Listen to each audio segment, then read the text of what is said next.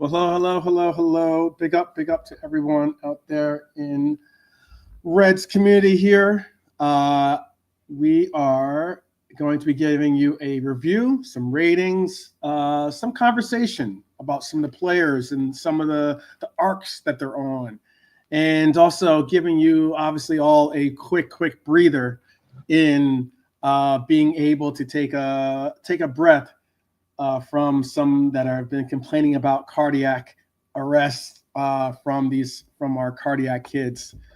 But we're joined by Nalante. Big up Adam, by the way. But we're joined by Nalante on the panel today. How you doing, Nalante?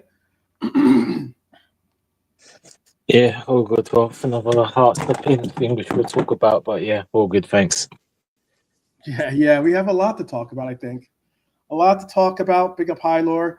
Not only a lot to talk about, a lot to hear what people are feeling, because I know that we were just talking backstage about, some of the pundits that think that we're lucky to be where we're at. There's some content creators and pundits out there that are just sick to death with us because we just simply won't die, basically. We just keep on marching on. Look, it's. I know how you could easily say everyone wants one game. Just give us one game that we wrap up nice and early. No real problems with it at all. Not only do we wrap it up early, because technically we have wrapped up games pretty early, going up 2-0, or something like that in the game, looking like we're handily controlling the games and the likes. But and with a team like ours, you would expect us to be able to hold on to those types of leads. But apparently, we like to do things with drama and a little bit of action and suspense. And another incredibly dramatic win with an injury time header against Atletico at Anfield was our end result.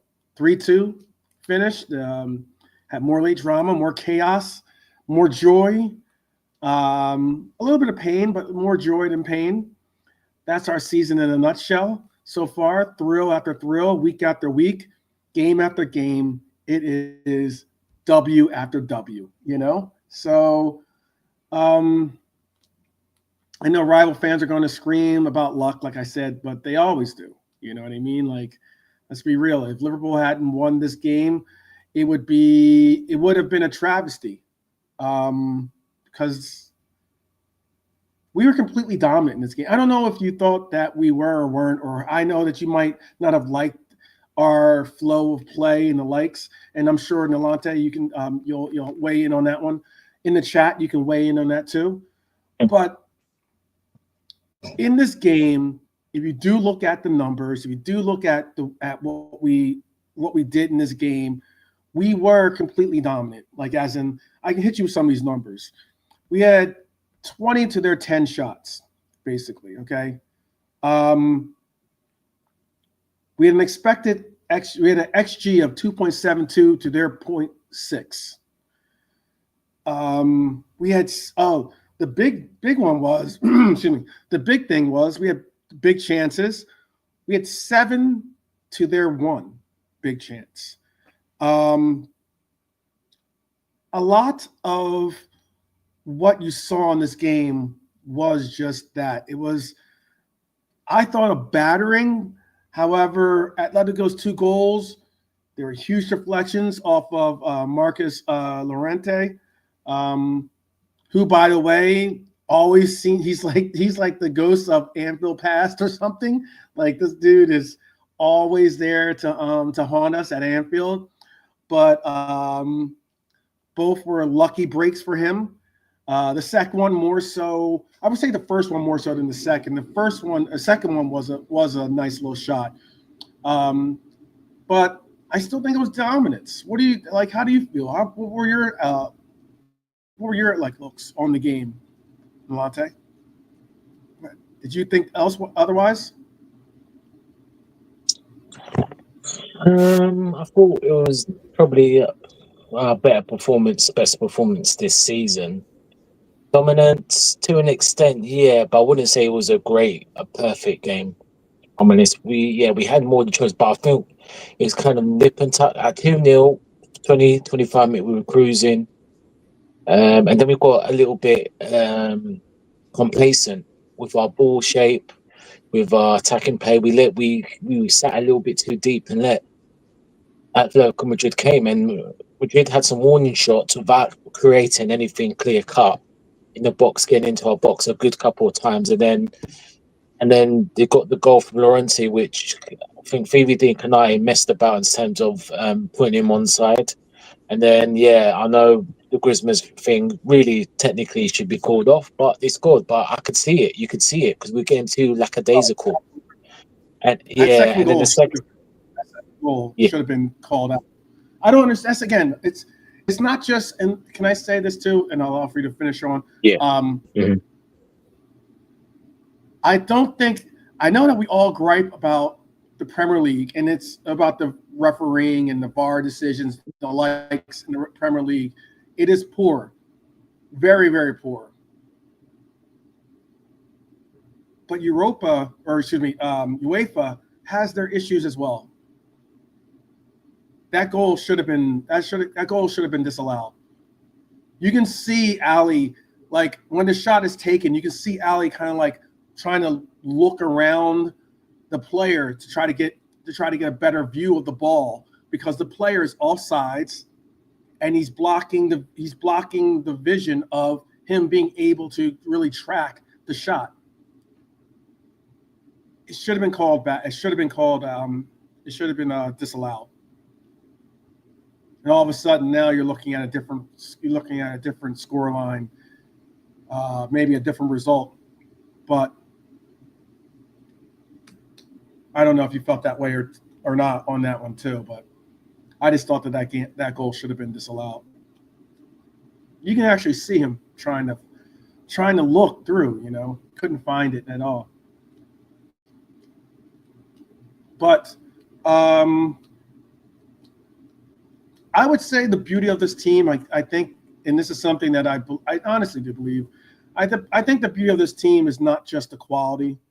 I think it's the heart, it's the spirit, it's the never say die attitude, it's the never give up concept that they have instilled in them, and I think a lot of these players do. And there's a lot of new players on this squad that are getting taught these things. Maybe they already knew them from other experiences in their football careers, I'm sure, but are definitely knowing how it's done at Liverpool, I think. They play until the very last whistle. And time again this season, it's paying off for us. That's just the bottom line. I know this is a football romantic take, I guess, but you do almost get a kind of spiritual vibe about it. I heard someone say something, rest in peace, Jota, about Jota scored that final goal or something like that. It's like, I think that this team does have something about it. It does have something about it. That goal, not only by Virgil, but just in the sense of it, there's just something about this team that I think the passing of Jota maybe just makes it more of a dedication to seeing these results out. And again, I mean, it's just something. It's just something. This is just my perspective. I could be definitely doing some a different angle for some that might not believe in those types of things. But I mean, the frequency of these late winners feels magical. I mean, it feels like very, very special. And Van Dijk's header went in. I think when it did, that's my captain. That's our captain. I know some people out there didn't want him to be our captain. I mean, there's people in his home country that don't think he's captain material. There were some that thought that Virgil van Dijk isn't Liverpool captain material. I was someone that got often criticized, even though I admit it. Hendo was our captain, and I still would say sometimes Virgil van Dijk is my true captain. But all the same, because he did take on the captain's role every once in a while when Henderson wasn't available to do so, and Milner wasn't in the game. But I think Virgil van Dijk is cementing himself as one of the greatest captains in the Premier League history, at least for us. He already has one Premier League title under his name, and who knows what he has left in the tank for us, and I'm hoping it's a lot. But still, even if he hadn't grabbed that late goal, I think he had an amazing, amazing performance. Definitely amazing performance. Do you think the late winner is a sign of like this might be a magical season for us? The way that we're winning these games, consistently winning these games like this, do you think it might be a magical season for us, or is this more of like, are you more? I'm not going to try to put a negative spin on it. I'm saying you're a pessimist, but I mean, do you have that's more of an optimistic view? Maybe you have a more pessimistic view, thinking that no, we need to take a step back and have a little bit of concern for how we are winning these games and how we should be possibly further out in the Lante. What do you feel? Of course. I mean, 4 out of 4. I mean, 5 wins out of 5 this season in the Champions League game. It's fine, but again, there's no games we can't do this forever. Mm-hmm. We definitely can't do this forever because at one point it's gonna come back to bite us. Pick up the chat as always, Red Armchair. There's still, and again, you can't complain the worst, but you have to be honest. The performances yesterday was good, but no one. I mean, people want to say that wasn't a 90 minutes performance. Atletico still had moments. We still had defensively. We had moments we struggled. The midfield again, bypass Loriente, warning sign when he was just running. It wasn't like he was dribbling and no one put a foot in, and he just put it over the bar. So it's good, but we still got things we have to improve on, and we'll see what happens in the future. Slot has got decisions in terms of how he's going to. Yeah, I remember that. Yeah, I saw that. Yeah. Oh, is that true? I mean, yeah. What? Yeah, it's true. Yeah. It's true. That's yeah. It's true. Yeah. Well, I wonder why he's gonna name his dogs after yesterday. Yeah, you got to, but you lost. Loser.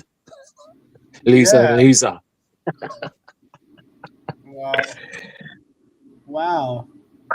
Well, then I hear what you're saying, but then again, let me say this.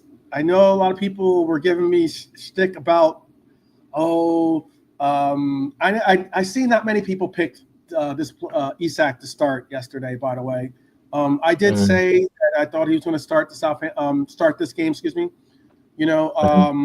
Some had the Southampton game. Some even had initially I had the Everton game being the game that I thought he was going to start. But when I heard the coach say what he said in the press conference, and even the vibe I was starting to get by him getting like limited minutes with Sweden, enough that he would get some legs underneath them, but not necessarily like be tuckered out from it. When I heard him say he's going to get 45 minutes, I was thinking to myself, okay, that's most likely someone that's not. You're not going to put Ekitike in the first half and say, okay, you can play the first half, and I'm going to give Isak the start of the second half, because what if Ekitike's kick is like hitting the ground running, and he's like he's our best player on the pitch or something like that. Halftime comes, now all of a sudden, are you you're gonna try to stay with your original presence of saying you're gonna bring him in for 45 minutes? Probably not. I think more so, or I thought more so, you play Isak 45 minutes, you see what you can get out of him for 45 minutes in the start of the game, and then you bring in your more tried and trusted striker in Ekitike right now, in form at least, okay, and make that happen. So at least that's what I would have done. But again, like I know that some people, like we just heard Nalante say, some people weren't exactly endeared by the entire 90 some odd minutes of play. I think it was like 95, 96 minutes of play that we had to put out. But At the same breath, in the same breath, I would say that I like the fact that yesterday we showed some true depth. And that's the thing about it. I've heard rivals, especially some of the more, vaunted content creator rival content creators out there talk about our depth. We don't have depth. Oh, when it comes to, let's say, Arsenal's depth versus our depth, Arsenal has the better bench. Well, yesterday I thought that we got a chance to see 5 substitutions, and every single one of the substitutions kept our level up. I think every substitution there wasn't a player that got involved in the game and all of a sudden you said, oh yeah, he should have never subbed him off, or he should have kept him on and kept this and not brought this player on. I just think that that's the mark of a truly strong squad. By the end, I think our 11 on the pitch looked just as strong as the starters did. And that's why it's like so beautiful. Like you looked at we looked at 5 starters that had been subbed into an 11. Okay, that's almost like half the team, or half the outfielders, basically. Okay, because you're obviously not subbing the goalkeeper. And it still was a viable 11 out there. It was 11 that could be dangerous, 11 that could compete against one of Europe's or La Liga's, better teams. And that's why I just thought that I was happy to see what was on display, and how the fact that, yes, we haven't necessarily seen them from start to finish have a gelled, fluent, presence on the pitch per se. But I like the fact that Slot has built a side that can rotate, adapt, still dominate. That's what wins you not only games, but trophies. And that's what we're all in here for, silverware, 5 late winners in 5 games, mentality giants, unsustainable or both? I think that it is. You know what? I hear that question a lot, Marque. Nolante just spoke of it, about how we can't, it's unsustainable. We can't just go throughout the entire year. Every game is not going to be like this past 5 games. I think, and I'm not calling Nolante naive at all, not one bit. But I think he didn't get the opportunity to kind of say this point. I think that he probably would share with me, in that eventually this is going to click. Eventually these players are going to understand what it is that they need to have happen for themselves, for it to click, for it to be a concise unit. They're going to have a sense. They're going to have a growing period, a gelling period, and that's just that. It's the fact that we are able to get these wins when we're not at our best. That's something I believe is vital, a vital component. And that's all I'm asking. If we can keep that winning mentality that you're speaking of, that mentality giants, that is something that we need to stay at the level and to continue to produce the results that we're getting. Really not sure of Cody. He plays very immaturely and looks disconnected from the attack.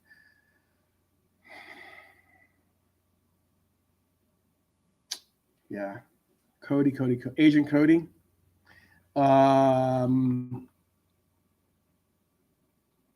This game wasn't his possible best, but we'll get into that in the ratings a little bit. I can understand you say that. I'll be sure to star that comment, bring it up when we do the ratings. Hyler says, he thought when he saw the lineup that from not participating at all in the Burnley match to start in the Champions League match as your first match was a bit reckless from Slot. Isak had no preseason. This is his preseason. At some point, you have to decide when your season's going to start. And unfortunately, he had no preseason. He didn't have any exhibition games that don't count technically. So in season becomes his preseason. And you have to pick and choose the games, the run-ups to get him the time on the pitch to get bedded in with the other teammates out there. So, and I will give props to Matt from Coppish. He was one of the only other people I saw out there say that he thought that Isak would get the start yesterday. He's one of the only few people I heard say that. But he says, how do you explain that? Not a minute in the Burnley match and then thrown out at the deep and against Atletico Madrid. I think how you explain it is this. At least I agree with Red Armchair Supporter. One, Slot wouldn't play Isak unless he felt as though he's ready to play.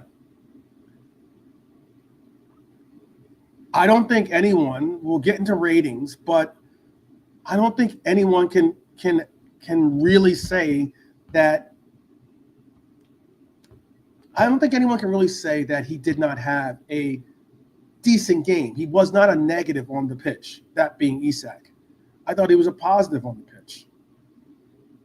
I know he only got like 2 shots or something like that, but I mean, 1 shot on goal.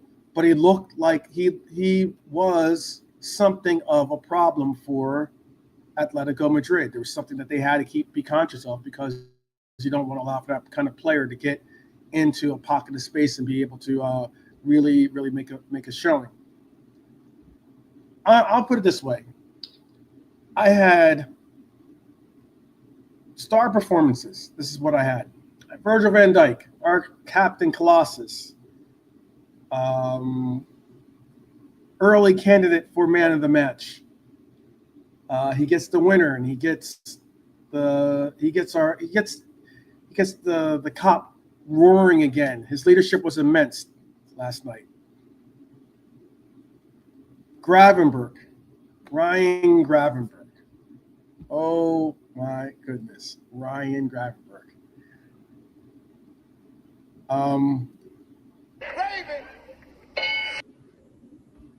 He was tremendous. Bring the wave there. Right, exactly. Come on. He was tremendous. Absolutely phenomenal. Driving forward, dictating play, winning the free kick for the opener, sliding Salah through for the second. He ran the show in our midfield. I want to give a shout out to Dominic Szoboszlai. I thought the Dominic Szoboszlai was intense. He was the engine, the assist provider for Virgil's header, obviously. Great corner. Red Armchair Supporter mentioned that. What a delivery. He doesn't always get the spotlight. He doesn't always get the praise. But tonight, he was everywhere on that pitch, and he was immense. Again, you spoke of Alexander Isak. I thought he was one of the stars of the show. Look, if you don't think that he's up to fitness, and I'm not saying that he is to 90-minute fitness at least, I'll give you that. But if that's him at half fitness, if that's him at like half fitness and form, sharp, clever flicks, instant chemistry, with Wirtz. Even his very first touch as a Liverpool player was pressing the goalkeeper. That's exactly what we want. That's exactly what Slot, I believe, wants. If he adds that pressing monster quality to his finishing, we'll get every penny that we paid for him. Mohamed Salah, a goal, an assist, 6 shots, 3 chances created, and a rocket off the post. People writing him off early. He's still world class, people. This was his best performance of the season so far. Salah is still Liverpool's difference maker. And my last star of the show has to be Florian Wirtz. I know some people are probably surprised to hear me say that. I think that this was Florian Wirtz's best game as a Red. He created 5 chances, should have had at least 1, or maybe even 2 assists.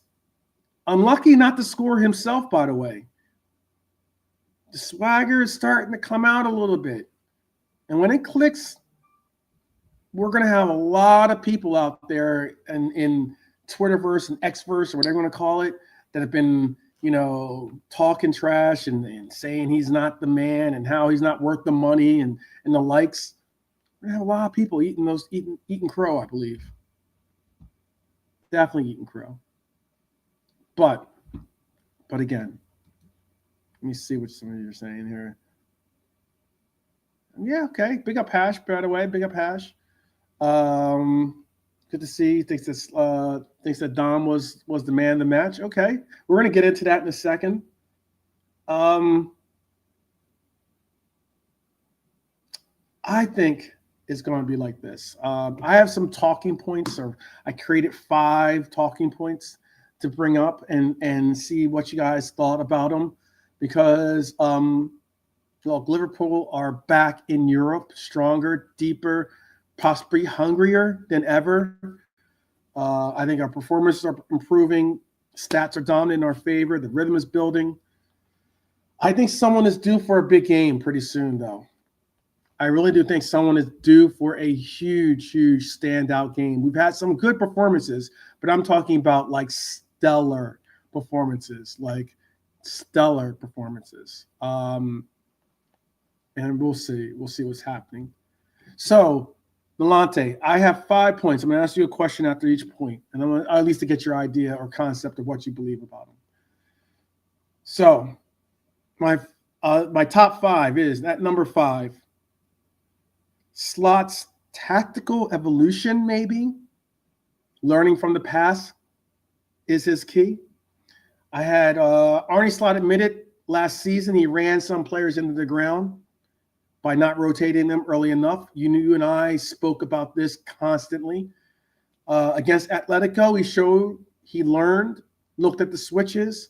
He had Isak for Ekitike. He had McAllister rotated in. He had both fullbacks swapped out. Obviously, Robbo got the start. And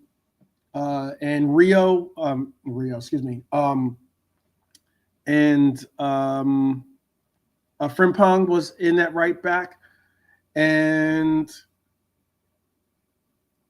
Rio got handed a Champions League debut. Not just tinkering, that was deliberate, I think. Long-term strategy. Slot is planning for May, I think, in this run, because he knows that last year was a fortunate year with the way that we managed our injuries. But we can't keep – I think that's unsustainable. The way that he managed our minutes last year is unsustainable. He has to rotate this year. And I like that the fact that he possibly is going to start doing so, even as early as September. But I'm asking Delonte, how important is it that Slot uses rotation this early in the campaign instead of waiting until fatigue sets in and you have to make the changes? What are your thoughts on that? Oh, it's about damn time. I mean, yeah. I mean, like we said, we talked about long into blue, pink, yellow, green, purple, orange in the face, and Right. we got a lot of criticism, did we, 12? No, people think, what are you talking about? What are you talking about? And a couple of games we proved right. Not saying we're right on everything, but it's just simple sense, 12. And then we said it again, common sense. You use your squad to the best of ability. Otherwise, what is the point of having a 23-man squad? What's the point? Let's just play 40 plays all season, and hey, that's it, because they're all machines. Every play is different. Every player's body is different attributes, Some more fit than others, some lucky, but whether you're fit for 56 games, but you're always going to have fatigue. A squad is there to be rotating. That's what to do. So, like you said, hopefully he learns. I want to see more of Chiesa's. I want to see him start in some games. But would he do it? No, I would love to see Endo start a game, but I just don't think he will. But Right. I mean, he's using the players more, and that's what we need if we're going to be successful again this season, and hopefully retain the title. I don't care what these social media, these rival fans on YouTube saying, "Oh, we have to wait, we have to we have to get a Champions League. Oh, we spent this money, we got to win everything." Not necessarily. Football doesn't work like that. No, Football it doesn't doesn't. work like that. Yeah, I am expecting minimum for us to retain the title. That's why I want it. And if it's retaining the title again this season, listen, I'm a happy man. So yeah. Yeah. The fourth point I had was when experience speaks, legends answer. And let's be honest, Salah, living legend. Virgil van Dijk, living legend. For those that don't want to recognize or appreciate it, let me say this for Robbo. Respect the drip, Karen. Because Robbo was excellent in this match. Well chosen player to be inserted into this lineup, especially since Kirkes has been hot and cold somewhat, maybe erratic a little bit in his performances. And I think Kirkes will be a good player. I think he'll be an excellent player for us. It's just that it definitely isn't immediate. It's not like it's been immediate for him. So these are players who understand the demands of Europe.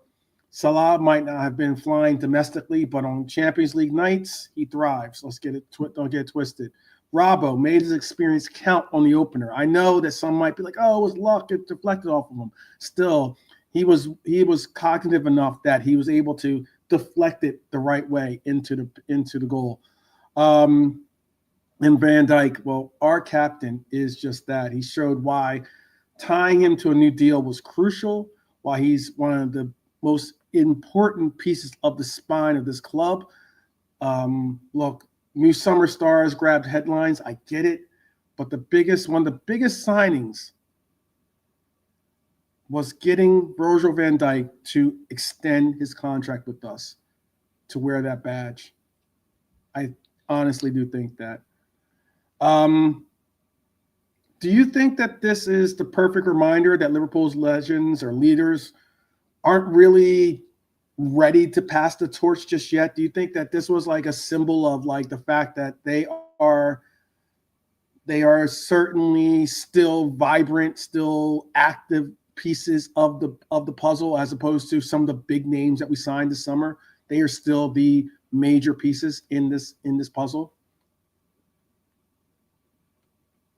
Oh, yeah. Oh, 100%. No doubt about it. There's still a little more Salah than He's had a bit of a poor start.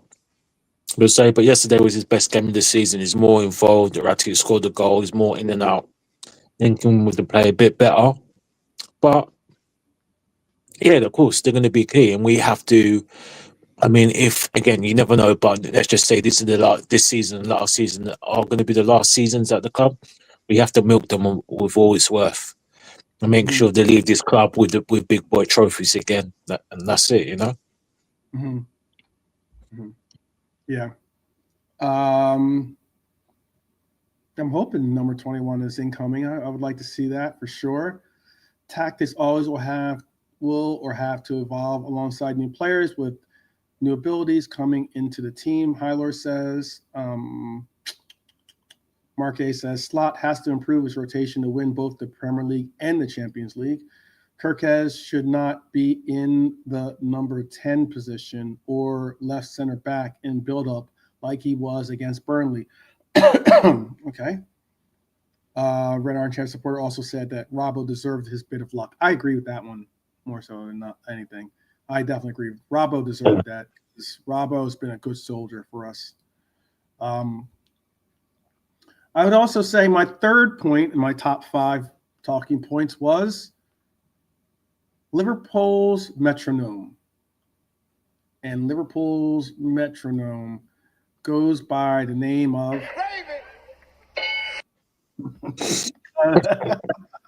I'm gonna get some use out of that little sound clip. Yeah.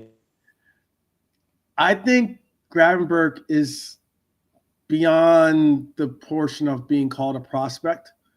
I think he's beyond the disrespect or the unappreciation that I see some give to him by saying he's not a 6 or he's not this, he's not that, trying to make him something that he's trying to always put him somewhere else as opposed to where he is, which is flourishing as a 6 for us, flourishing as possibly one of the best 6s in not only England, but Europe.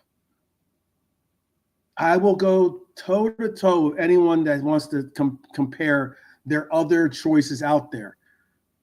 But Gravenberch is that dynamic of a player. He's the conductor of the orchestra right now, especially with the way that McAllister is working his way back to being able to hold the baton. Everything Liverpool did flowed through him in this game. Tackles, passes, pressure, transitions. Atletico couldn't handle his marauding runs from deep, something I've spoken on time and time again. One of the main reasons why I always thought that he would be a good choice of possibly having in the 6 role. He's versatile, strong, creative. He's calm on the ball. I think Slot has the luxury now of a midfield that can control any game. And right now, Ryan is the tempo setter. He is the tempo setter. I know people already have this guy from whatever guy from Crystal Palace or whatever guy from Brighton or whatever guy from the Bundesliga or whatever 6 that you guys have out there as being the player that's going to replace Gravenberch. But all I've been trying to emphasize is you need to respect this drip. That's how the kids talk about clothes and everything, but it's talk about style and likes. Respect the drip, Karen. That's all I'm asking. Is just respect the drip. Gravy is straight up saucy. And we are definitely privileged to have had a player who we've seen him as an 8. We've seen him develop under Klopp, and now he's getting this opportunity to play a role that he's played before. People don't recognize that point, but they want to pretend like he didn't. But he's played this role before. He's been a 6 before. Now he's played the 8 as well. But one unique thing about this team, yeah, maybe so. No, yeah, right. No, not really. I know what trip means. I'll explain another time. But all the same,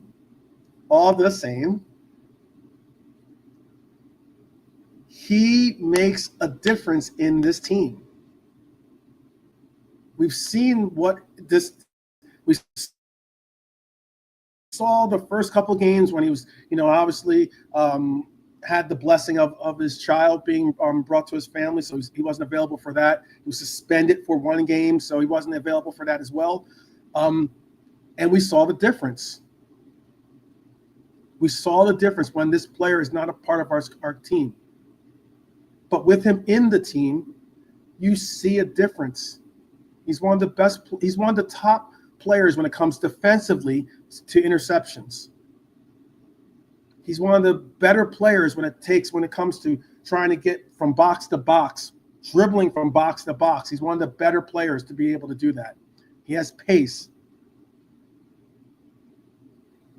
And I know that other people might want other player evaluations to be in his role, but why I've been so animate about Gravenberch is because it's kind of like you've got this beautiful diamond and everybody wants to talk about these other gems to the side.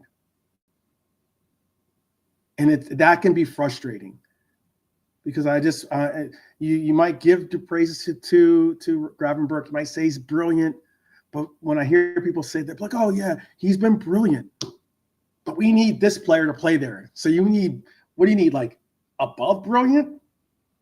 That's the reason why I go off sometimes. That's the reason why I go off. I don't know. But I'll ask you this, Nolante.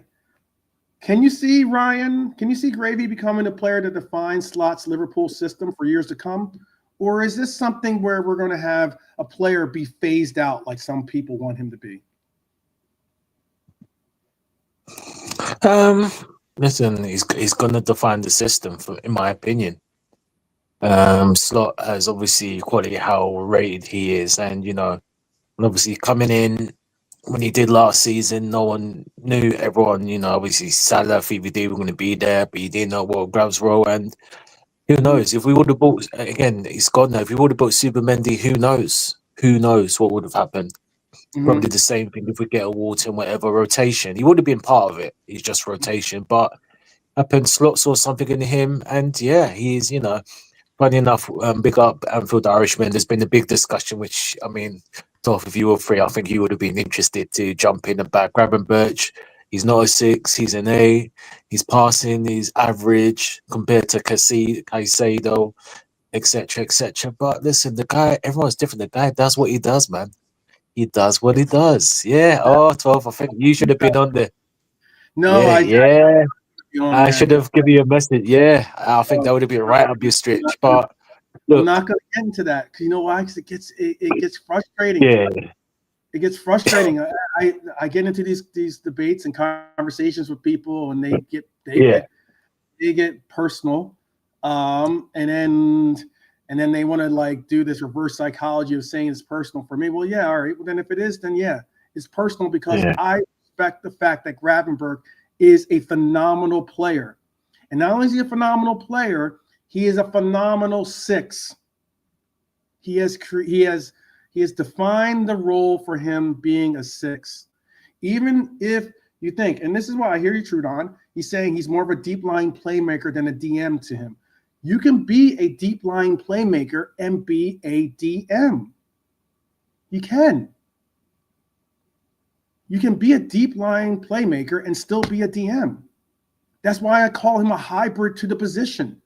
I said he can be someone that can definitively change a game or help dictate the pace and direction of a game from DM and have the versatility to be able to go forward or to stay back and help defensively. He has the ability not only to help defensively, he has the ability to get back when he does go forward to get back defensively.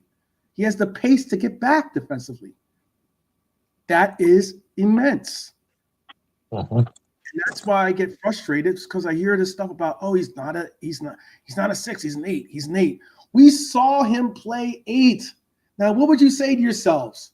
Did he play better as an 8 for us? Because we had opportunities to watch him as an 8, or does he play better as a 6? And if you say that he played better as an 8 than a 6, I'm going to have to say, come on, you are lying. You are being disingenuous. I would say, here you go. Not the cap. Like that. Tell man. Yeah, we're going to just give me the buttons, man. Yeah, you need to give me the buttons, man. We'll talk after. We'll text me. There you go. But yeah. Look, man, Gav, listen, we've spoken about this and I've said, and everyone has opinions. He's a 6, he's an 8, he's a hybrid, he's a that, he's a this. I'm not really bothered about that. He's just a quality player for me. And he's a guy since Ajax I've always wanted. And he's came in his first season, people said he was poor. I mean, we know who. Monts said he was rubbish, awful. Get rid of him, but but look where that worked out. But he had an okay season. on some amnesia thing. He said, "I never said Yeah, that." exactly, Top. Yeah, exactly. Yeah, remember we discussed, my response to him, and no, I didn't lie. But anyway, everyone's an expert these days. But look, and he had an average season in his first season. He was, played some parts. Obviously, with 4-3-3 at the time, he scored a few goals. Yes, he could have been stronger. He's a bit weak in terms of 50-50 challenges, a bit frustrating, but you can see the knack. He was there to shoot in the right place, and yeah, he had some average season, and obviously. The Super Mendy deal, we'd probably be having a different conversation if we got Super Mendy, but he didn't. Slot saw something in him, and Do you again, think would you have started Zubimendi over Gravenberch? what you mean? What now, or are we talking about the start? We're not going to fight. Don't worry. I'm just asking. Yeah. If you brought him in, would you have said, "Oh, Zubimendi should be starting over Gravenberch" after the season? Or no, actually, he hadn't started the season because that He was didn't like start season. I mean, you would say yes, probably. If I'll be honest, I can't. As much as I love Gravy at the moment, Subi probably would have had the advantage at that moment. But knowing now yeah, what you But- know, how you've seen Gravenberch develop into the player that he has developed into. No, we're all good, dog. We all good. We all good, dog. We don't know. We don't need Subi Wooby. He can stay there at the team that bottles it. The ole ole second again ole ole. He can stay over there. He There you can go. park. He can the left side of the street. Arguably. But look, what I was just gonna say to finish up on Grav is look, Mhm. 8 deep line maker, 8-6. I don't know why he doesn't pass this range. He passing every place that he is what he is. He does what he does, and yes, he can improve and Trudon, you're right. Yes, Gravenberch can improve defensively in terms of interception, creating space. But again, he's grown in a role. He's been there a year, and he's only going to get better. Remember this; he's played it before, but he hasn't played it to this consistency. You all get better, and yes, he can do better. I mean, we'd be hypocrites to say he can't. He can do better, but the team has to do better, and that's my focus on last night. The team, which Slot is still working out, I will give him some time. Team players, the team has to work better defensively. This is it, and that is something for Slot has to work out. The players, especially for the Mo's, the Gravs, a lot of them have been through an emotional roller coaster this summer. Yeah. Regarding Yeah. Jota, and it's still probably feeling emotion. So, as much as I'm criticizing something, there has to be a balance. So we'll see, and it's down to Slot to get the balance. However, that will work, and then hopefully we'll get better. Yeah, I just like I said, it's a frustrating conversation to have sometimes because everyone's got what he should be or what he has to be, and I'm just like, why can't you just accept him as what he is? He's playing the 6 for us. He's dynamic as a 6 for us right now at this moment. He continues to evolve as being, if not seen as one of the best, if not the best 6 in Europe easily. Okay. I would put Gravenberch up against a lot of Rodri still obviously has that he has the precedence of being Ballon d'Or winner and everything else and blah blah blah. But even Rodri's had a step back from since his injuries. He's now progressing back towards the form that he needs to get to. But in form player right now, I think that Gravenberch is the best 6 in Europe right at this moment. I honestly do. And whether you think he's a deep line playmaker, whether you think he's a box-to-box midfielder,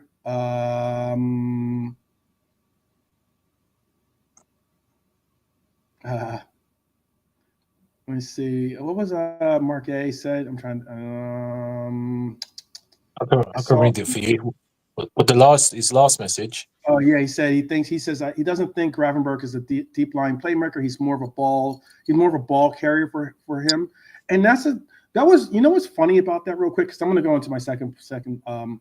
We're going to move over Gravenberch, but that was the reason why I thought he could be a DM for us, or at least play the 6. At that moment when we had 2 8s, I saw our eights as being Dom on the right and Mac on the left. Curtis Jones could mix in for either or, and then you could even throw in maybe Elliott as a choice to be a substitute for one of those eights as well. Okay? It really, not saying that Elliott's better than Grav, not saying that even Curtis is better than Grav. What I'm saying is that we had a need for a 6. And not only did we have a need for a 6, one of the qualities I liked about Gravenberch and what I saw him perform quite a bit was the same unique style or talent of being able to do what Matip could do for us. Matip was able to progress from box to box, go deep into the opposing third with those dynamic runs of his.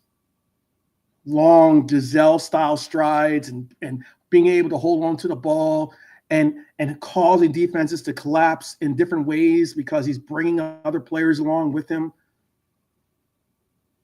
I thought Gravenberch could provide that for us without having to take our center half and do it. We could have a player that we could have as an outlet and be able to utilize him as that player going forward. That was the sense of reasoning I gave. The defensive portions and on those things, just as Klopp said, if you can teach Curtis Jones how to play defense, you can teach anyone how to play defense. So I wasn't worried about him learning how to become defensively astute. You get the system, you get an understanding of where to position yourself, you can become a very good defensive player. I think he has an incredible ceiling ahead of him. But again, that's just my perspective. All right, point 2 of the top 5. We got to get through these top 5 real quick. 125 million might be a bargain. Okay? Because look, Alexander Isak is finally here. While it wasn't a Hollywood debut where he's like scoring goals or something like that, it was a promising one. He had clever touches. He had smart movement. He had some almost telepathic link up with Wirtz. I like the fact that he's connecting well with Florian. He's not 100% sharp yet. That's expected. But he showed why Liverpool broke the bank. He creates space. He generates shots. He raises the level around him. That's what record transfers are supposed to do. And they set standards and others try to stay along to either break them or stay at least in par with them. The final point that I have here is something connected to the thumbnail that I brought. I don't know, some of you that reference might be a little bit dated. I get it. That's Arnie Slot, obviously playing the part of Sylvester Stallone in the movie Over the Top. Over the Top is a movie where they Sylvester Stallone would put his hat on backwards. What's the my back the snap back, but he'd turn his hat around, and that's when he would like be able to get the energy to go over the top. That's what it meant. But early goals are great because we've gone up quite a bit in a couple of games here. Nearly throw it away is not what we're looking to do. That's the warning sign. I get that. But Liverpool can't keep relying on late chaos to bail them out. Agreed. But this team is like a Swiss Army knife, full of gadgets and brilliance. If used decisively, not hesitantly, but decisively, late winners should be almost expected, despite the circumstances. There's no, let's hold on to this result. There's let's go get this result. Van Dijk turned the cap backwards for us, and Liverpool went over the top again. I'm not saying let's make a habit of it, but I am saying I enjoy the fact that we can do it when necessary. So I think we should all celebrate that for what it is. All right. So what was your favorite moment? What was your must-see moment of the game, do you think? What was one of your favorite moments of the game, Nalante?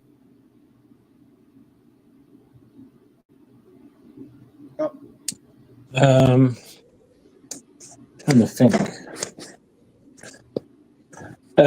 Robo just getting a deflected goal. Okay. Yeah.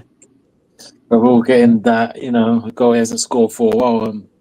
Yeah, he deserves a bit of good fortune, Robo. And there was one where we broke, I think, was it from PVD Kanai Gravy, and we, in the second half, play up the line. Who's it, Frimpong? I can't remember Yeah. Cody. And then the challenge. Pattern of play before Frimpong's chance, that one. Yeah, yeah. And the same for Salah's chance, which, in the Sobbo and words, then he got in each other's way, but obviously didn't. So yeah. Yep, Newcastle's going to be starting pretty soon. We'll keep an eye on that. Yeah.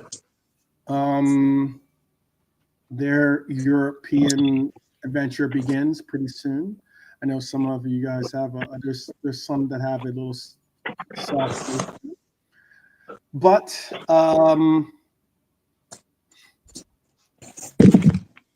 the obvious answer is obviously Dom's cross and Virgil's finish, but one could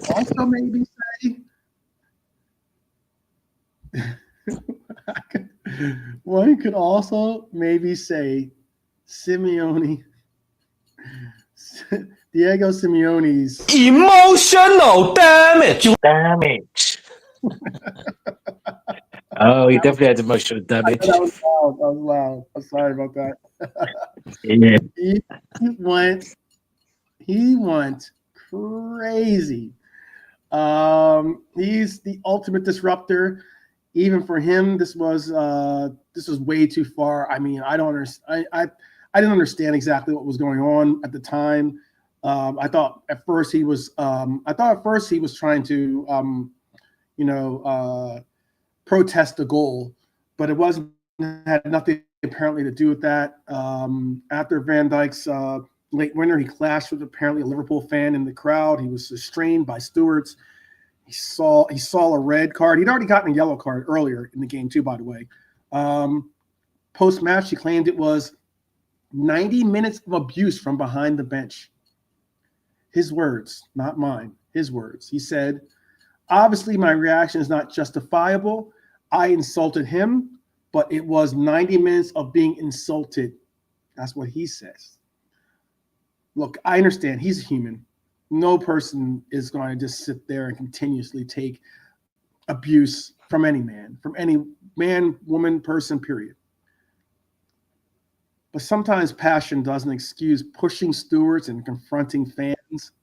That's a little bit outrageous. That could be a bad precedent to set, in the sense of trying to go at doing a Ron Artest and trying to go into the stands as a coach, former player.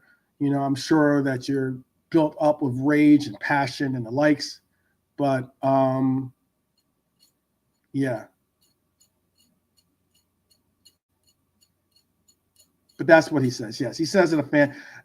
I wouldn't put it by the circumstances that someone was out there going above and beyond.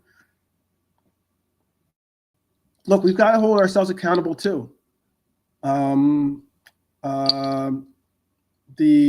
abuse from the disabled man who was racially abusing the Bournemouth player, out of line. And apparently that's not the first time he's done it. Meaning, like, that's not the first time he was over the line or obnoxiously rude or disgusting with the way he's done by throwing gum at players and officials and the likes. If that was the case and someone is not showing the proper etiquette, then it's a different story. But I mean, you didn't see the Bournemouth player going out and trying to attack the player or going, ape. He went over, told the official, or told the match official of what was going on, and they took care of it. That's what you have to do. I agree. I think that it was weird, very, very strange. And Latte, you could tell me. I know that you're about to be on your way to work, so I understand if it gets a little choppy or something with your audio. But I thought it was very, very strange that his outburst came after Virgil van Dijk's goal. Yeah, 100%. That was the part. That was the part that was troubling. I don't know about I know Van Hylor saying that he was hinting at hints of racism or whatever he said. Yeah, it is. Yeah, the fan came out. The guy that he had the altercation. And some fans are idiots. They do the swearing, giving him the birds and all that, which is standard. Liverpool, whatever. So yeah, standard. Yeah, I wouldn't condone, but it's not. I mean, that's just what happens, isn't it? Pay for the tickets, you get all sides, But the question which called him out, they're saying, so can you go in detail? And then he didn't want to give detail, and you walked out. So he's like, dude, just accept the loss and start not using his excuse to escape it. Yeah. I think he was just mad. I mean, I think that a lot. You watch your team fight back from being 2-0 down. You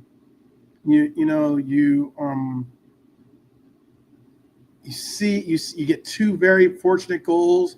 You're about to see out getting a point at a place that is very next to impossible to get a point at, being Anfield, and it's taken away from you. And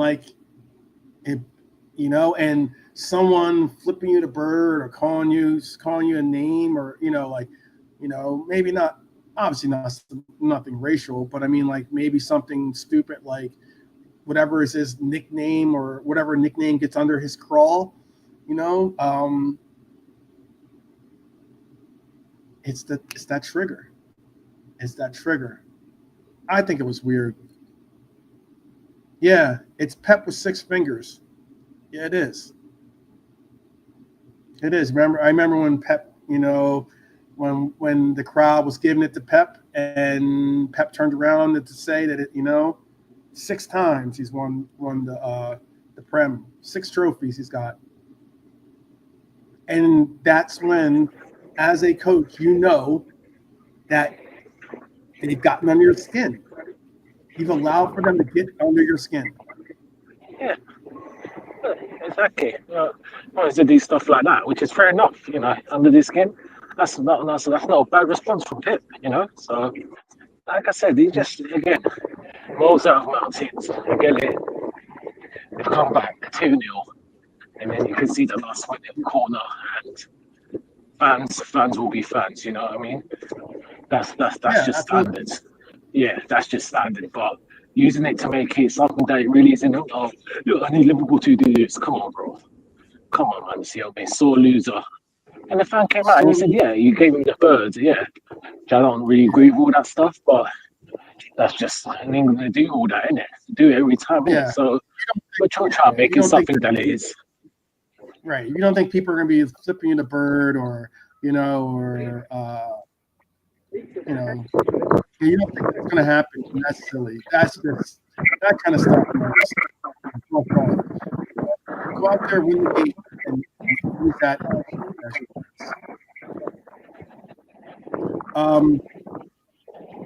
I would like to speak on, again, a player that I thought definitely needs to be spoken on. I did see a segment. I saw Cal debating Egal on this point because, obviously Egal wants to try to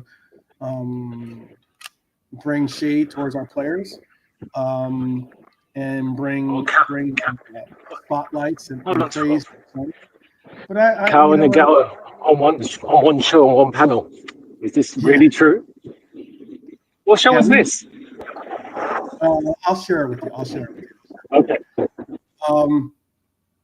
But it was interesting because, the guy was talking about the price tag that was put out for him and how he hasn't played well at all in any games. I'm like, yeah, you're not watching the games.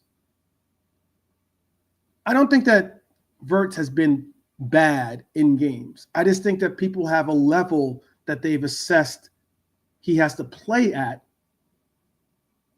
that he maybe hasn't measured up to just yet for a full 90.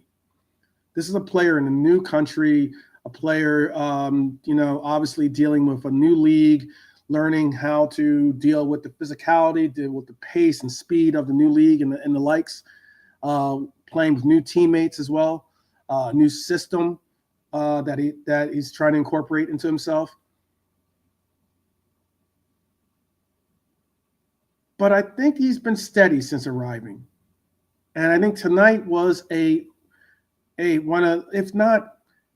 was a step out night. It doesn't have statistics like GA statistics that are associated with the stepping out or stepping up. But there were more moments than not that he looked like the real deal. He created 5 chances on that pitch. That's more than any player on our team. He had tight control in small spaces. He was clever with his exchanges with Isak. I think confidence was starting to ooze from every touch that he had with the ball. And I would say definitely some fans are going to be wanting to delete those old tweets because Wirtz is a baller. This was not a moment that had him say, oh, look at me, I had 2 goals, or oh, I had a great free kick and scored a goal, or I had 3 assists in this game. He had opportunities that could have resulted in some real goal scoring chances for us, I thought.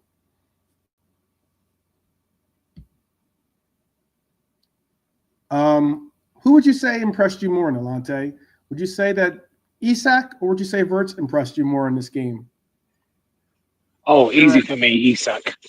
Isak, okay. Easy. Yeah. I thought, again, I was surprised he started. Again, I know this, but I didn't think he would start. I was a bit shocked. I was worried about him getting some kind of injury or whatever. I mean, he took a few whacks and he's okay, but yeah, for Isak, man, he tends to touch. The way he draws defenders is very good. Very good, you know what I mean? I thought he impressed me more than Wirtz. Wirtz, probably his best game, but I'm hearing stuff like the Waffler says, exceptional game. He wasn't exceptional. And yes, you're right. He did create 3 or 4 big chances, but at the same time, it wasn't a 90 minutes I could say, yo, Wirtz, oh, you were just unplayable. He had moments for me. In the same moments, he was just overthinking with the ball at times, and the passing still not quite there yet. And in terms of strength and stuff like that, struggle off the ball. I mean, I'm not going to really blame him about that. That's not his forte, So he was good, but I still think there's still levels. He's okay for me. But it was better. It was better. Okay. Like I said, he did have 5 key passes. He did create 2 big chances. He had a chance himself that he unfortunately was he should have scored, but he wasn't the only one that should have scored on the attempt. He should have had an assist. Yeah. He had the Salah, when Salah hit the post, that could, any other time you'd think that's a goal by Salah.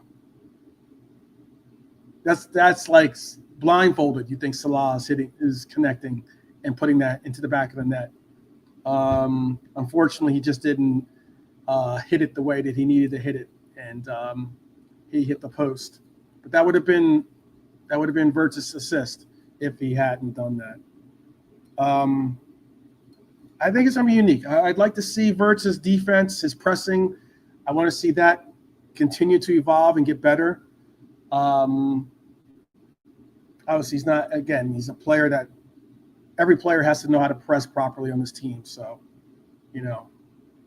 we'll see how it continues to evolve. But for me, I loved how Isak played, but for me, it was Wirtz, because I think that Wirtz has had a nice little run, and I think that out of the run that he's had, this has been his.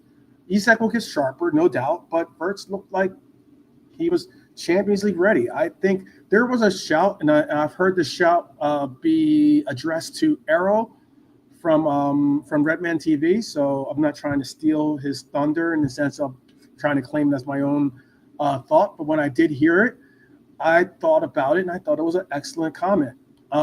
He mentioned the fact that Isak will win us the Premier League, but Florian Wirtz will win us the Champions League.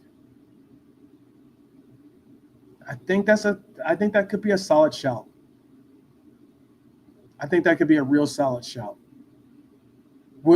That's not saying that Isak won't have a part in it, or AKTK won't have a part in it, or Cody or Salah. It's not saying any of those things. But what I am saying is that Wirtz will be a pivotal player in our Champions League run. I think it's different. Champions League is set up differently with the way that play is, the progression of play. I think the way that referees call the game, the kind of opposition you're going to be going up against is different. He's obviously had to play against European opposition before at Leverkusen that is comparable to what he'll be seeing in Champions League. I think Wirtz, that's a solid statement that I can get behind, and that I could say Wirtz will win us the Champions League, but Isak will win us the Premier League, but Wirtz will win us the Champions League. I think that's a solid statement. I don't know if you agree with that or not, Nalante, but I think it's a solid question. Go ahead. You're about to respond. Yeah, no. I was just gonna say in regards to that, we just have to wait and see. Yeah, It's just wait and see. That's it, really. Yeah. And it's a prediction. That's all. I know people will be like, "Oh, you said that this is gonna happen. How did it? It didn't happen." And I'm like, "Okay, all right. You can get predictions wrong, but give me credit if I get the prediction right. Then I guess." I'm gonna ask you this.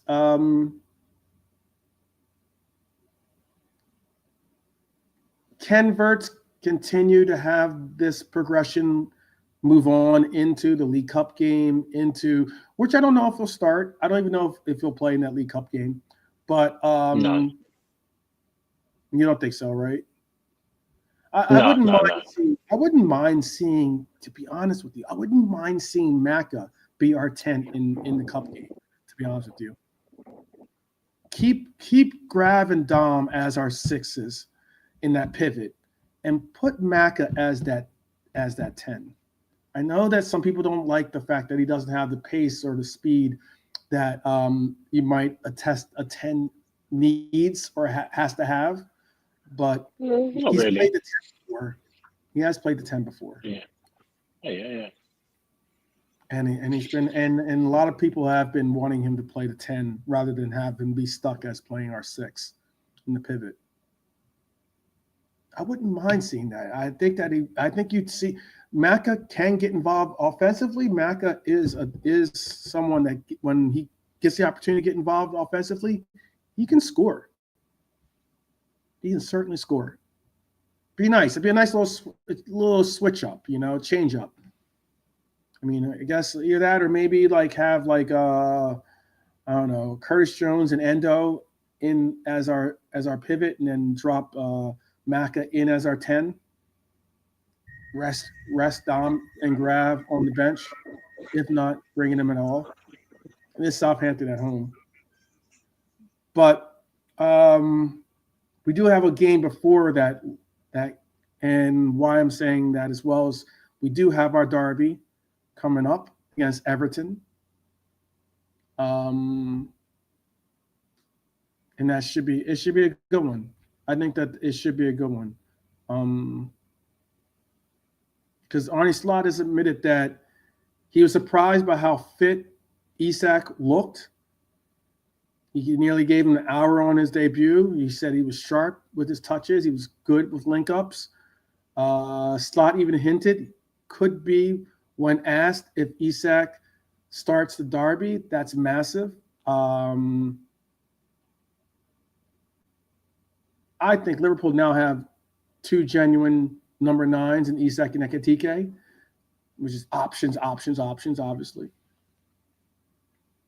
Should Isak start the derby against Everton? Nolante? Should he start? Would you start him? Oh, Nolante had to go real quick. He'll possibly drop back in.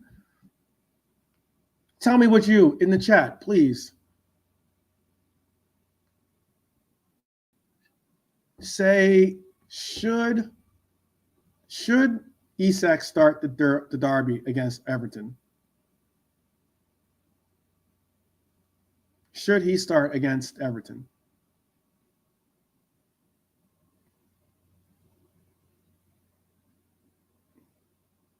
Let's see. It has the pace. That's Ebert talking about this. No, because Trudon says no because he's worried it will be too physical for him. Okay. Trudon, that's what Trudon thinks. Okay. I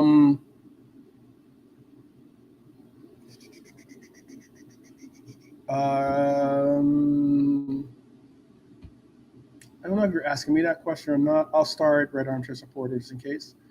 Let's see. Bonkers has it. Left wing Wirtz, Maka as the 10, and Isak. That would be cool, Bonkers. I'm not hating on that. I'm not hating on that. Either that or maybe even put if you're not going to put Maka as the 10. I know people aren't going to want to hear this. But put Dom as the 10 and put Wirtz on the left. Wirtz played well when he was pushed out left. Red Armchair supporter says 2 starts in 4 days might be too much for him. Okay. Dustin says he's not starting him for physicality reasons. The Blues will be out with the heavy tackles, Edward says. Absolutely agree with that one, Edward.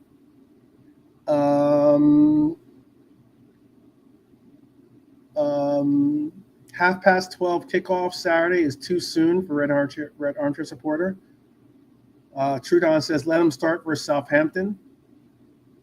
Gravenberch, Basalai, left back, Wirtz, Maka at the 10. Right winger should be Salah, and then have Isak in at as the left wing, have Wirtz at the left wing. Okay.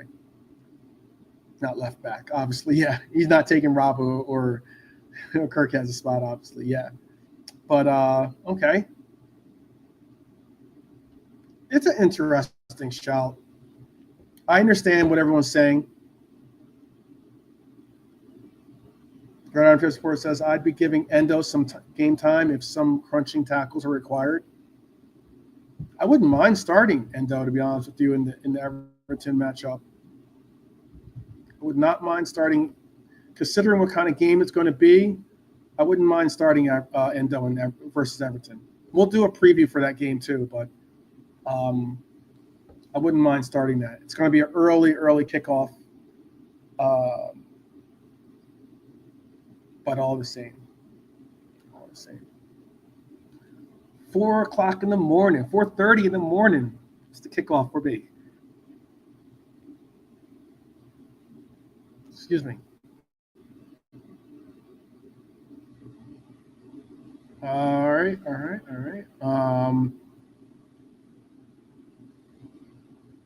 I have a feeling that you might see him depending on what he looks like after the game, you might see him get another 60 minutes in the Everton game. You just might see him get another 60 minutes in the Everton game. By the way, that challenge that I forget who it was that put it on him, but the Atletico Madrid player that put that challenge on him, that should have been that should have been definitely a card. I don't even know. I don't know if he got a card out for that, but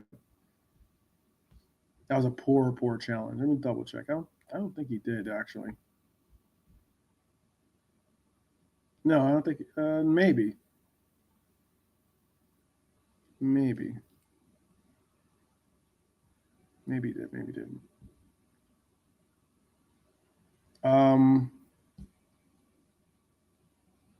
But yeah, I think you might see him. You might see him. Just might. I'm leaning towards, despite the quick turnover, I'm leaning towards you might see him. But maybe what we were just talking about earlier is something that we, excuse me, something that we get to see and can praise Slot over, and that is give Ekitike to start. There's nothing wrong with giving him the start against Everton. I agree with that. It's not like I have to see Isak in the Everton game. I'm not pressed. Wasn't a great tackle in Isak. No, it wasn't. Red Armchair supporter. 10 covers most of Wirtz's talent. 10 covers most of Wirtz's talent, says Hylor. I got you. Got you.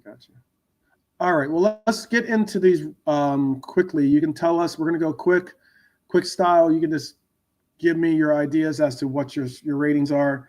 I'm not going to bring up the pictures or anything like that. But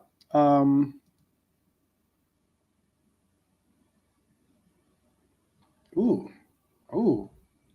that's touching a nerve. Nolante, what do you feel about that? It's asking, do you share the idea that Ekitike's ceiling might be higher than Isak's? Oh, good question. Could be, but no, not for me. Not for me. Isak does way more that Ekitike needs to learn to do, because sometimes he drops. One thing I've noticed about Hugo, he drops too deep. He doesn't need to be deep. Wirtz, etc. And sometimes he gets in the way of space. Like sometimes he needs to learn about just getting in the box, and I guess he's used to a certain way. He's a techie player, but it's a good question. He's only 3 years younger than Isak. So good potential. He's 23. Isak's 25. No, was he just turned 23? June 20 if he turned 23. Oh, he's already 23. Okay, so he's 2 years. Okay. Yeah. Isak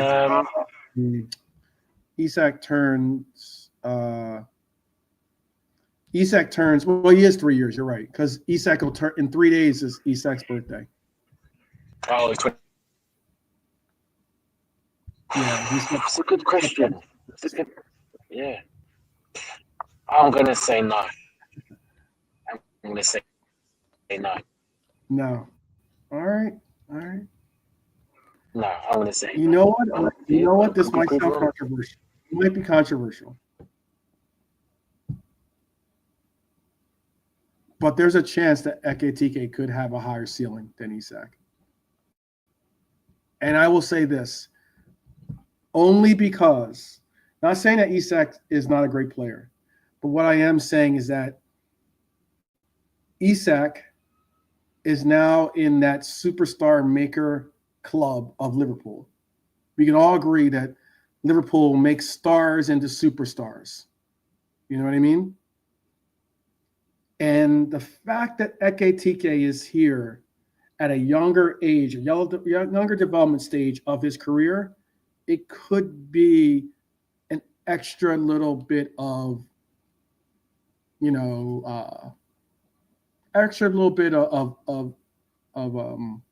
potential that you could see him reach a higher ceiling than he's going to be playing. He's going to be not only learning from one of the best number 9s in Europe, but he's going to continue to develop as a Liverpool player in the system that we have created in making these players go to that next level.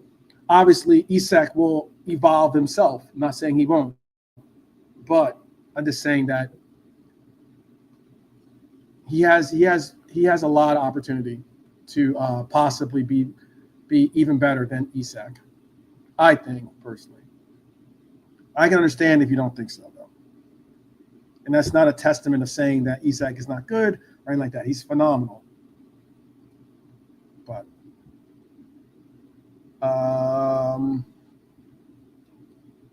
yeah, I know. You gotta play. Maybe Isak gets. Is the game? When is this game on? What's the date for the game?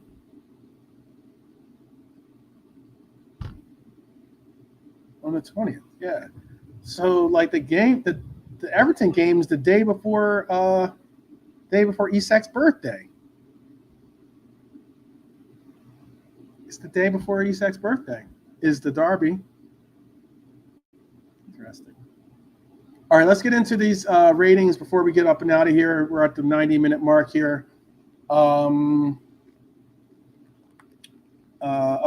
be sure. Let me give you some of the updates of those games too before I get into the rounds. Okay. Galatasaray has a 1-0 lead over Frankfurt. Napoli has a red card, but they are 0-0 with City. Sporting is still 0-0 with Karat. Barcelona and Newcastle are 0-0, all in the 28th minute of their games. All in the 28th minute of their games. All right, let's get into these ratings real quick before we get up and out of here. And make sure that people understand A, B, C. You can do the same for.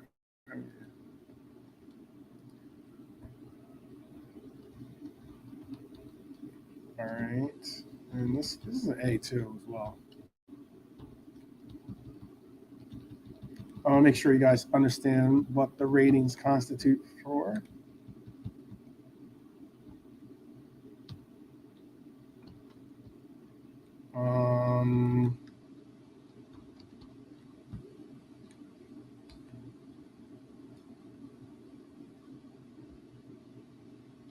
Let's see.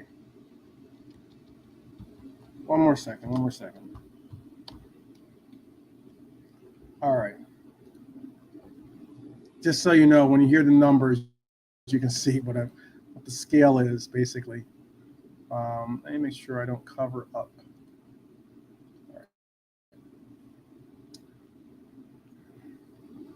All right, so let's begin with Ali. I think he commanded this box on a flurry of first half corners. Little he could do on either heavily deflected goals. Rarely tested otherwise. Stayed alert to claim Sorlov's late header, by the way, too. That could have been the equalizer. Easily could have been the equalizer. But was good with his positioning. Was right there for it to make it look easy. I gave Ali a 7 in this game. And Latte, what would you want to give Ali?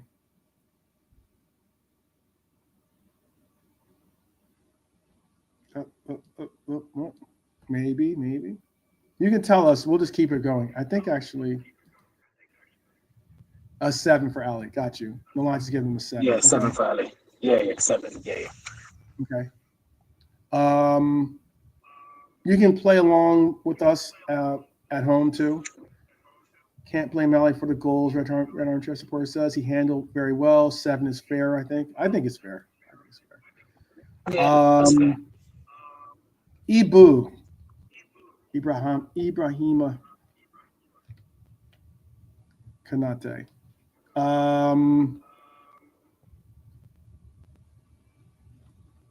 It's 30. There you go. German translation. I got you.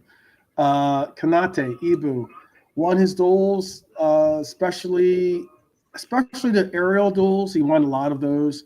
Pass with purpose. I think it's another step, hopefully, forward this season. I know that he's already been given another opportunity to sign a contract, and he's turned that down. Though he'll know he should have done better with a late header. But his partnership with Virgil is definitely on the upside currently at the right time.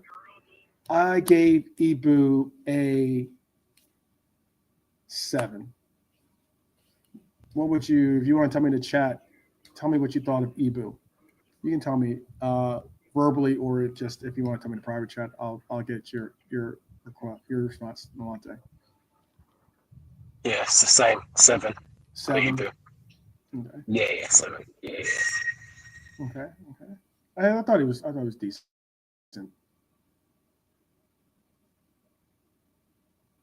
Okay. Nice. The keeper. I'll check him out. I will shout out to, I'm not trying to give him a plug or whatever, but I'll give Paramount a plug, by the way, only because they've got a new feature. It used to be that you could watch the game, you can multicast, meaning you could watch more than one game at the same time. But it was the games that they chose. They would kind of go in and out of whoever was doing well. They would give you audio for that game, or they would make you but they would have all these different little screens, 4, maybe if not 8 screens. But now you can on the app, you can pick 4 games.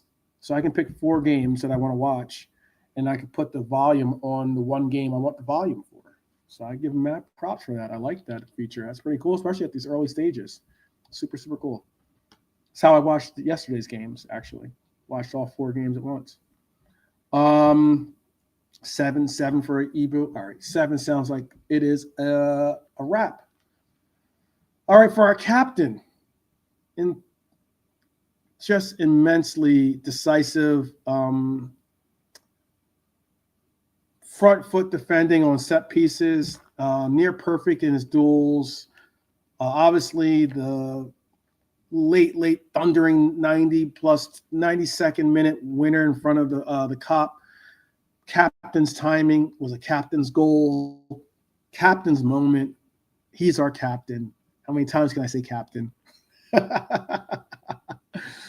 I gave Virgil an 8. He's borderline 9, but because of the 2 goals, I had to take some points off. So I gave him an 8. Very good. Very, very good. I wanted to give him excellent, but very, very good.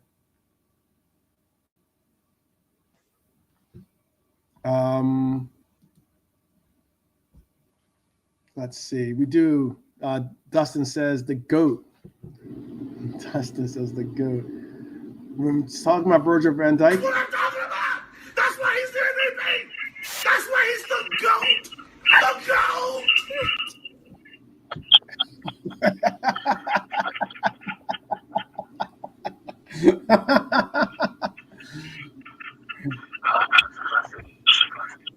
Mr. Virgil van Dijk himself. He's the GOAT. He's the MVP. Hyler has an 8.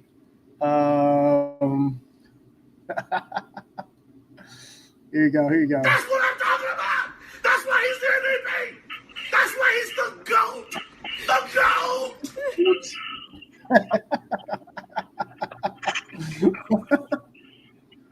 Oh wow. Armchair supporters said that an 8 for him too. The GOAT for sure. Definitely. All right. How about for our left back, the living legend that is known as Robbo? Look, right place for the openers, deflection, handled Atletico's direct outlets as well, by the way, people. less thrust after the break. I'll give you that, as he dug in defensively. But he showed a veteran calmness. Says he earned. You could say, and this is just me speaking, you could say he has earned the right to start the derby, especially since he got subbed out for Kirkes late in this game, didn't have to play a full 90. I'm going to say that Robbo starts. And in this game, I gave Robbo a 7. If you want to give him a half point, you could do that too. Robbo got 7.5 from Dustin, 7 from Red Armchair Supporter. What would you have given Robbo, Delonte? No, agree. 7. He needs to start. A 7? Okay. Nolante's giving him a 7. I'll play Houston for those thinking that Nolante's in space. I'll play Houston and allow for him to at least for now. I'll play Houston. They're talking about trying to move our space control to Alabama or something. I don't know why, but anyhow, Robbo with a 7 from Hylor. Got you. All right. Shout out to Robbo, by the way. Shout out to Robbo. Yeah, I mean, he's been much maligned. I mean, people have been saying he's done, he's wrapped, he's washed. He is a smart player, someone that's going to definitely be someone that we'll definitely need in some very, very important moments. All right. This next individual goes by none other than best player on the pitch for me. Gravenberch won the free kick for a 1-0 score for us. Sliced through lines to release Salah for the 2-0. Dictated tempo with power and poise. Omnipresent, some might say. Out of possession. Progressive in it, I would say. Our number 6. Proud to be our number 6. Proud to call him our number 6. I gave Gravenberch a 9. What would you have given Gravy? Dustin gave him an 8. Okay.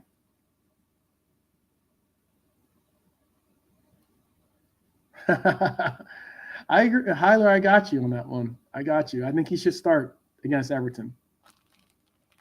I definitely think Robbo should start against Everton. He doesn't have to play the entire game. I think it'll be good to have a player that you could bring in like a Kirkes, or even maybe even bringing in a Gomez late in the game, in the 70th minute or something like that. When they're going to start maybe coming out of their shell, trying to get a goal from us, I think it'll be good. But Dustin gave Gravy an 8. Red Armchair Supporter gave him a 9.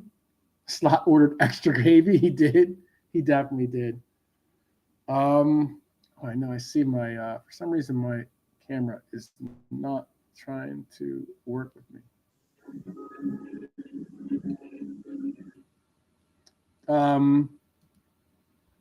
He did order extra gravy. All right. Go. You get. I'll let Nolante put his. You can put it in the private chat if you want to tell us what you gave Gravy. I think Nolante probably would have gave Gravy an 8 or a 9, most likely. But we'll see. I'll tell you his score when he puts it in there.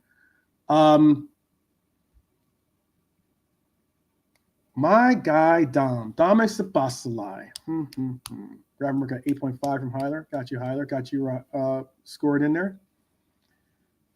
Mr. Dominic Sabassalai, I think he set the tone with front foot passing. Ball carries were very excellent. Did the dirty work after halftime because there's a lot of dirty work to be done delivered that inviting corner for Virgil's winner, obviously. You might as well call him Elmer because he was the glue to this team yesterday.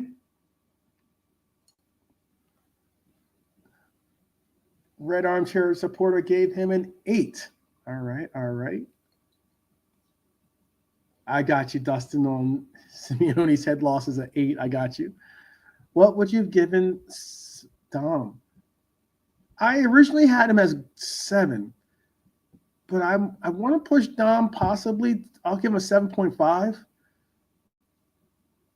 He was close to an 8. I think maybe you give him 8 if you give Dom an 8 if you consider that assist was his off with the corner. And look, we've seen sometimes when some players have stepped up for corners and they've been absolutely wretched. Horrible corners. We need good deliveries from our corners if we're going to have any chance of scoring them. And quite often we get a good number of corners in games. Dom delivered a nice corner for obviously the goal that we got. Dustin had him at a 5. Would love to hear why you have him so low, Dustin. I'd love to hear why you have Dom so low. I wouldn't have given him a 5. Hyler has him as an 8. Okay. I would have had him like a 7.5, if not an 8. 8 would have been my heart talking a little bit, I guess.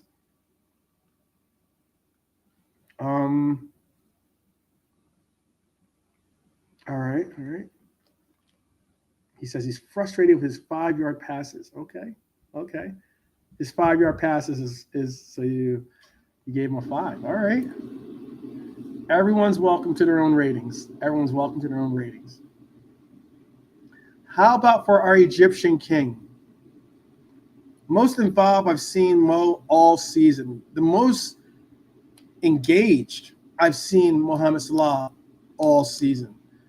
Early goal, obviously got the assist off of the deflection for Robbo. Was inches away from a brace off the inside post, the one that we talked about Florian Wirtz should have had the assist off of. Created a late chance for Ekitike that Ekitike should have scored. I don't understand how he didn't, but he should have scored. A couple of missed killers in front.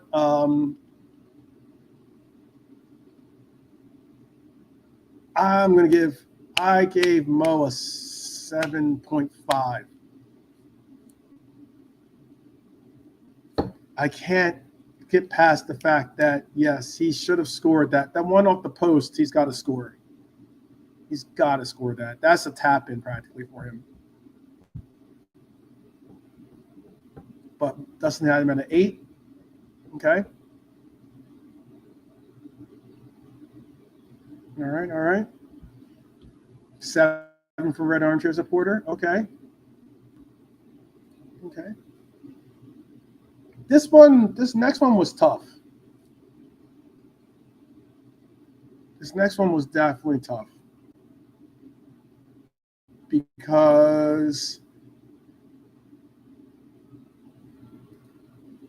hopefully that could be better. This next one's tough because I see why I'm still, for some reason I'm hopping in and out. Let me see if I can add some extra light in here so I don't keep disappearing from the screen here. I'm like the ghost.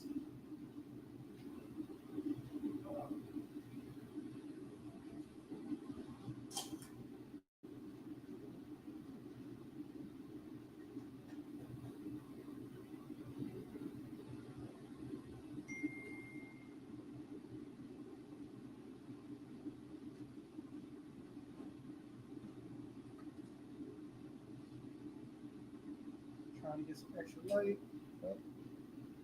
All right. Well, I tried. You have to deal with it. This one's tough. I think he was helpful in the outlet early with some secure hold-up play. He drifted in and out of the game, which was kind of frustrating for me.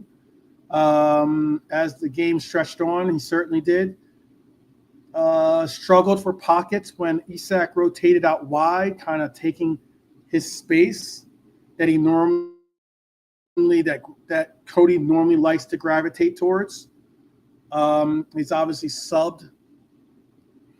It's almost tough because I'm a big Cody fan, but this game I had to give him a 6.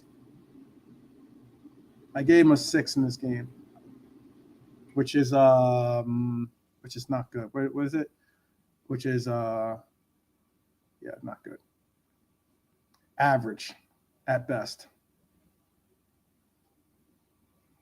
It's actually below average, I should say. 6 for Red Armchair Supporter, 6 for Dustin. He wasn't horrible. I'm not saying it was horrible. It's just the fact that, like, sometimes he goes stretches where he just disappears from the game, kind of. He's not involved in it, or he doesn't look like he's like, and that's I don't know if that's part of the system dictating that, or if that's just him having a bad game or bad day. It is what it is.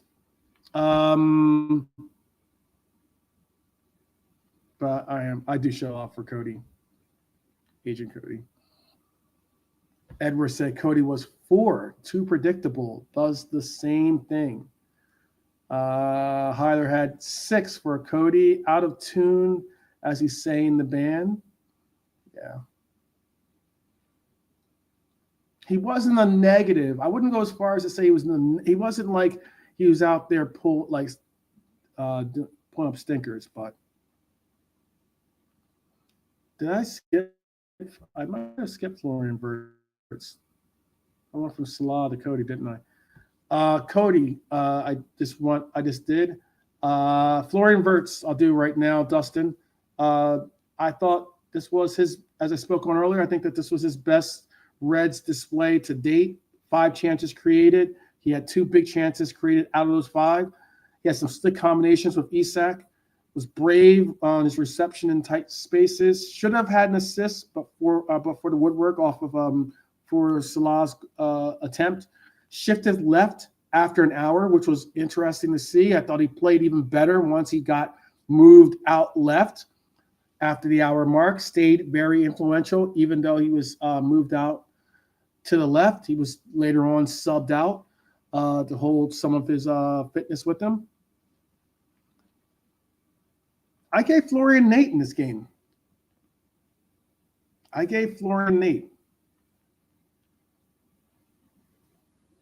thought he played well. 7.5 for Red Armchair Supporter. Okay. I thought he played really well.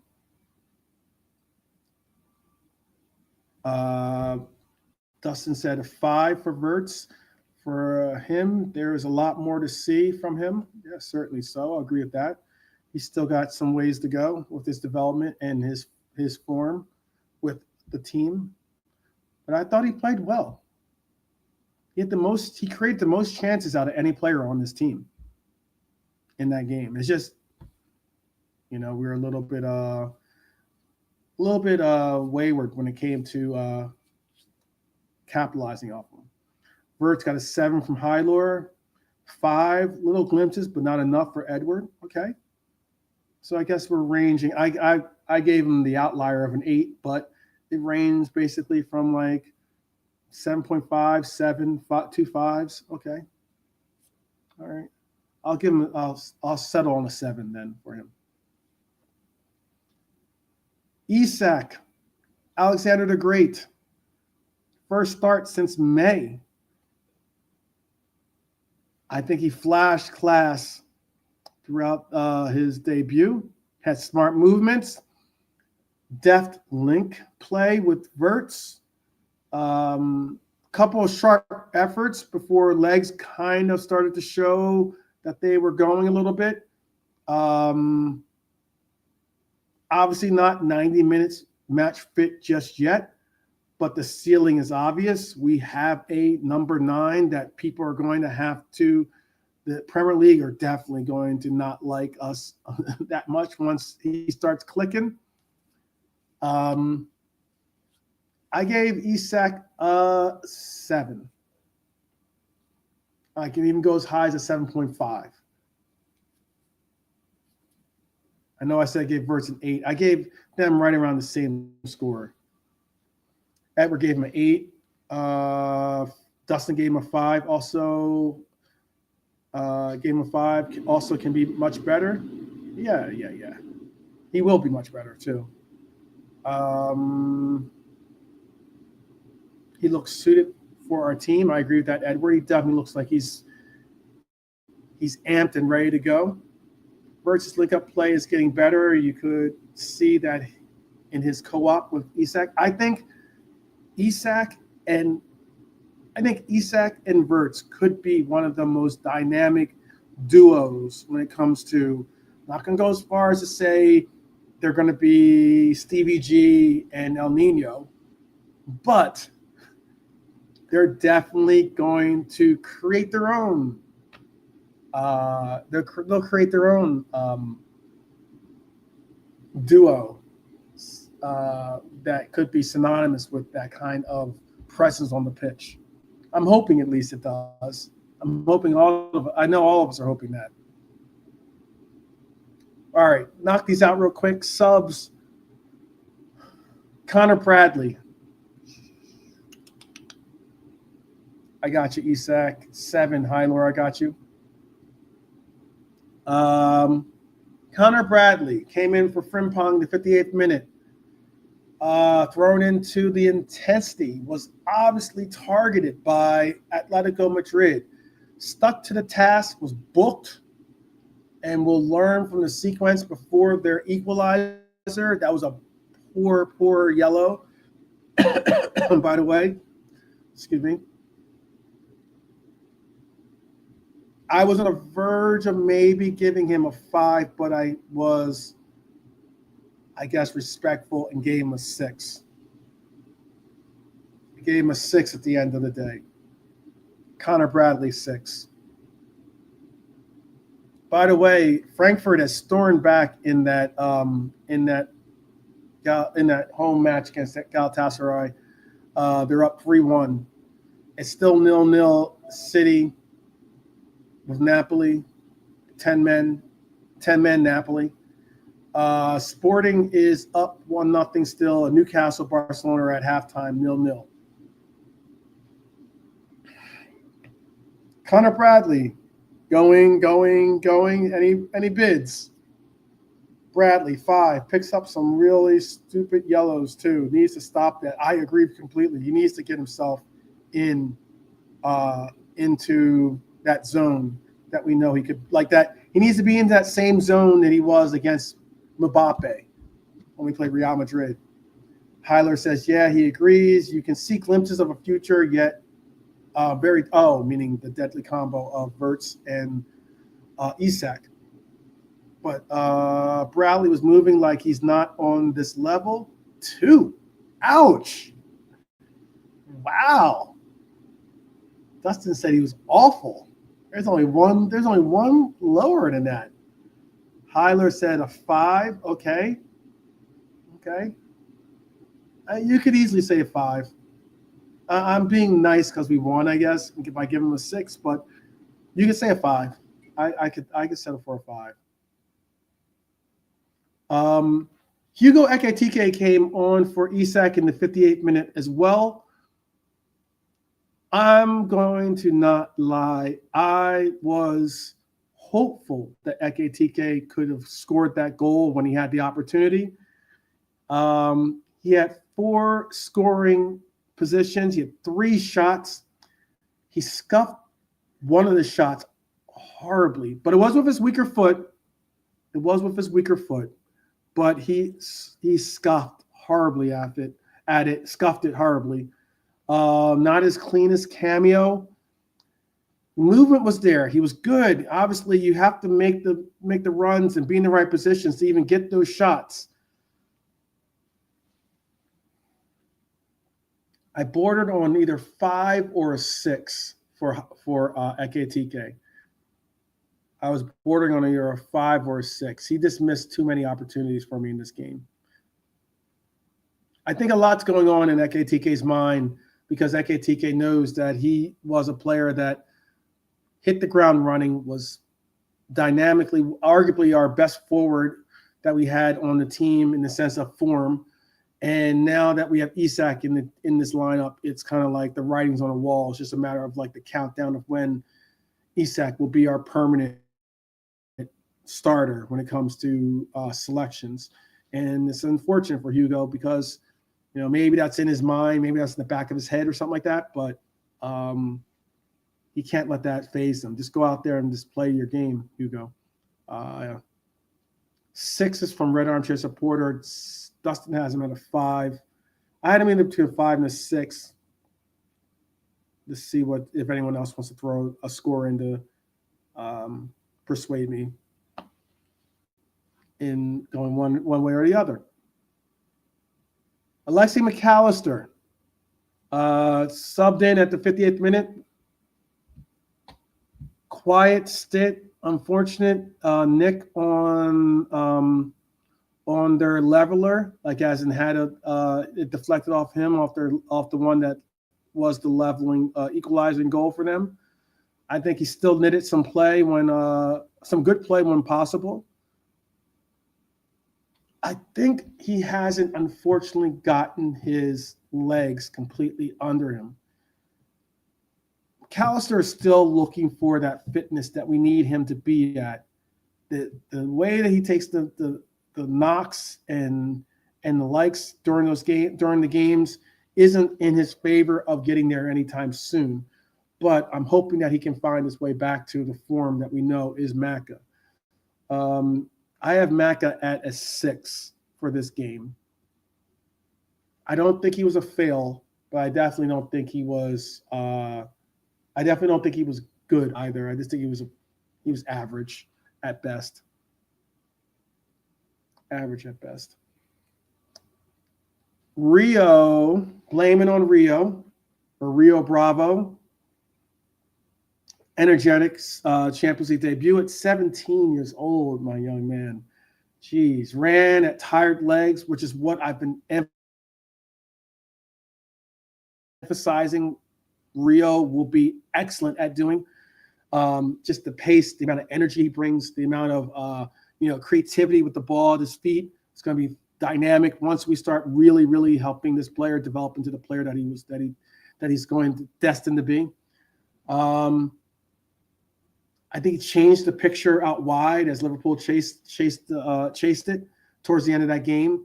I think he was very, very good. I wouldn't go as far as to say an 8 for Rio. I would say 7 for Rio. A 7. 6.5 to a 7, somewhere in there. 6.5 to a 7. Finally, Milos Kerkez. I'm not going to rate Kerkez. He did get 14 minutes. I understand that. He was on the closing end of the chaos. Steady cover to see it out. I'm gonna let Kerkez pass on this one in giving him a rating. Some might say he wasn't on long enough. How about for Arne Slot? Our coach, I'd love to see what your rating is for Arne Slot. The game plan was clearer. His rotations were a little bit braver. In-game management was pretty sound. I thought that all 5 players that came in provided something. The recurring 2-goal swing will definitely get under his skin, considering this isn't the first time we've had a 2-0 lead and we've allowed for it to be equalized. But his changes kept the level and set the stage for the winner. Happy birthday, by the way, to the gaffer.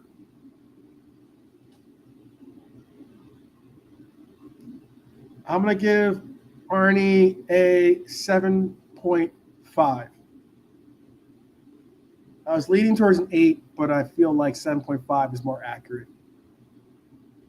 7.5 is a little bit more accurate.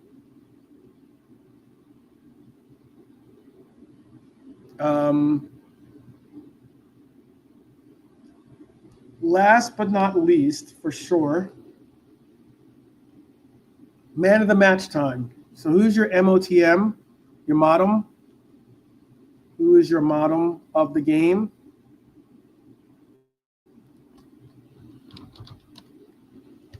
Who is your man of the match? Who is your man of the match?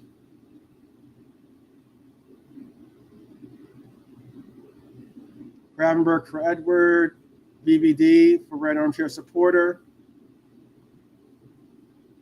I'll give you a moment to put in.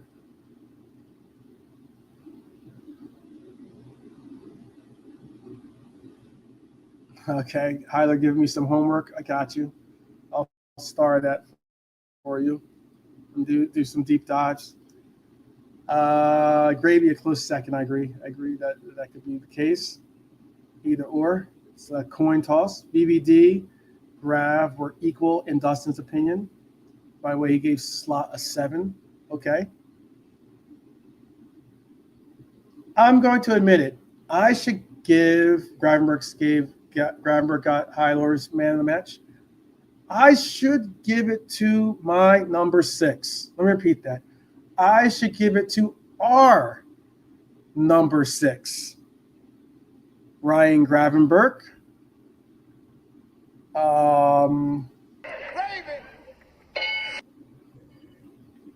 But despite the fact that he bossed the game and people still won't accept him as a 6, and he showed and proved that they got to put respect on his name. Respect the drip, Karen.